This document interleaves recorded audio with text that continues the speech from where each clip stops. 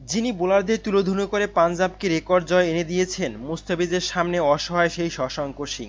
তবে হার দিয়ে শেষ হলো কাটার মাস্টারের এবারের আইপিএল যাত্রা। অল্পের জন্য পার্পল ক্যাপের মালিক হতে পারলেন না মুস্তাফিজ। সবাই যখন হজম করছিল 4 ছক্কা, মুস্তাফিজ তখন তাক লাগালেন মেডেন ওভারে। হারের দিনে উইকেটশূন্য মুস্তাফিজ মেডেন ওভারে প্রশংসা কুড়ালেন। 4 ওভারে 14 ডট বলে 22 রান খরচ করলেও মুস্তাফিজ ছিলেন এদিন 5টি ওয়াইডে বিবর্ণ। এদিন সার্বিক সাফল্য বিবেচনায় পাঞ্জাব কিংস ও চেন্নাই সুপার কিংসের অবস্থান বিপরীতমুখী হলেও দুই কিংসের মুখোমুখি লড়াইয়ে যেন ভিন্ন চিত্র। টানা পঞ্চমবারের মতো পাঞ্জাবের কাছে হার বরণ করল চেন্নাই। তাতে কিছুটা শঙ্কায় বর্তমান চ্যাম্পিয়নদের প্লে অফ খেলা নিয়েও। আইপিএলের ৪৯তম ম্যাচে ১৩ বলে হাতে রেখে চেন্নাইকে ৭ উইকেটে হারিয়েছে পাঞ্জাব। টস হেরে ব্যাট করতে নেমে চেন্নাইয়ের শুরুটা ছিল ভালো। অজিঙ্কা রাহানে ২৯ রান করে বিদায় নিলেও শিবম দুবে রবীন্দ্র জাদেজা দ্রুত সাজঘরে ফেরেন। দল পড়ে যায় চাপে। ইম্প্যাক্ট প্লেয়ার সামির রিজভী খেলতে পারেননি মেজাজ অনুযায়ী। ৯ বলে ১৫ রানে ক্যামিওতে মঈন আলী কিংবা ১১ বলে ১৪ রান করে আসরে প্রথম আউট হওয়া ধোনি চেষ্টা করেছেন সাধ্যমতো। মূল লড়াইটা করেন অধিনায়ক গাইকোবাদ। ৪৮ বলে ৬২ রান করে সাজঘরে ফেরার আগে অরেঞ্জ ক্যাপটা নিজের করে নেন। নির্ধারিত ২০ ওভার শেষে ৭ উইকেট হারিয়ে চেন্নাইয়ের সংগ্রহ দাঁড়ায় ১৬২ রান।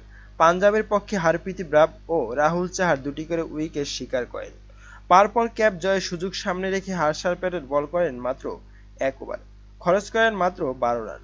হার্শাল উইকেট শূন্য থাকায় মুস্তাফিজের পার্পল ক্যাপ জয়ের সুবর্ণ সুযোগ তৈরি হয়। ইনিংসের ৩য় ওভারে মুস্তাফিজের হাতে বল তুলে দেন ঋতুরাজ গাইকোবাদ। দুর্দান্ত বোলিং করে চেন্নাইকে প্রায় উইকেট এনেই দিচ্ছেন ফিজ। ওভারের শেষ বলে মুস্তাফিজের সাথে পরামর্শ করে রিভিউ নেন মহেন্দ্র সিং ধোনি গাইকোবাদরা। তবে ভাগ্যের ফেরে মেলেননি উইকেট। সেই ওভারে মাত্র ৩ রান খরচ করে মুস্তাফিজ দেন দারুণ এক শুরুর ইঙ্গিত। তবে দ্বিতীয় ওভারটা ভালো যায়নি। রাইলি রুশোর জোড়া ৪ হাঁকালে এই ওভারে ১০ রান খরচ করেন মুস্তাফিজ। এরপর মুস্তাফিজ বল হাতে নেওয়ার আগে ম্যাচ বের হয়ে গেছে চেন্নাইয়ের মুঠোয় থেকে। জনি বেয়ারস্টো ও রাইলি রুশো অর্ধশতকের দ্বারপ্রান্তে গিয়ে সাজঘরে ফিরলেও দুজনের ব্যাটে ভর করে দল জয়ের পথে পা বাড়ায়। ১৫তম ওভারে মুস্তাফিজ যখন নিজের ৩য় ওভার করতে এলেন, পাঞ্জাবের প্রয়োজন মাত্র ২৮ রান। নিশ্চিত হারের মুখ থেকেও মুস্তাফিজ লড়লেন দাঁতে দাঁত চেপে। শশাঙ্ক সিং মুস্তাফিজের সেই ওভার থেকে একটি রানও নিতে পারেননি। তবে কাঙ্ক্ষিত উইকেটটার দেখা মেলেননি এই ওভারেও। এমনকি নিজের শেষ ওভারেও মুস্তাফিজ আর উইকেটের দেখা পাননি। তাই পরাজয় দিয়ে আইপিএলের থেকে ইতি টানা কাটার মাস্টারের নামের পাশে ১৪ উইকেট রেখেই মাঠ ছাড়েন। ৪ ওভারে ১৪ ডট বলে ২২ রান খরচ করলেও মুস্তাফিজ এদিন ওয়াইড দিয়েছেন ৫টি।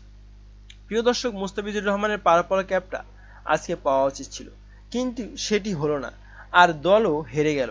প্রিয় দর্শক, মুস্তাফিজের এই হার আপনি কেমন চোখে দেখছেন? এ বিষয়ে আপনার মতামত কি, এবং আজকের ম্যাচে হারের পিছনে কারা দায়ী, মুস্তাফিজুর রহমান নাকি চেন্নাই সুপার কিংসের ব্যাটাররা? এ বিষয়ে আপনার মতামত জানাতে পারেন কমেন্ট করে কমেন্ট বক্সে। ধন্যবাদ।